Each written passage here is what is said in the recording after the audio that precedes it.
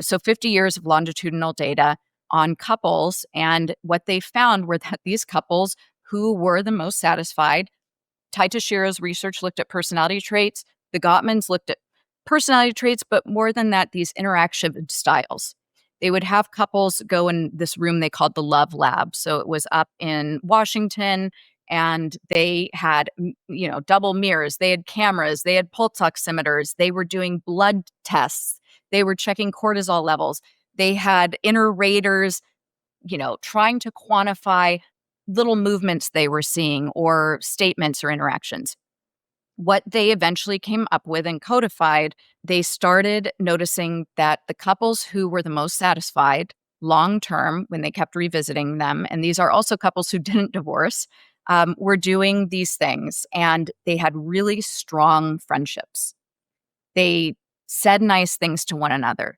They anticipated things that were coming up in their partner's life. They would talk about their partner's stresses. They would check in at the end of the day. These were the ones who stayed married and were the happiest over the years.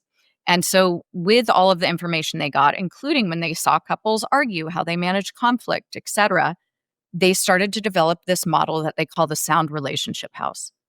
And the sound relationship house has a foundation. We call them the friendship levels. And that starts with love maps, which is knowing your partner's world, who's their current least favorite person, who is their current best friend, what are they excited about that's coming up, what are they dreading.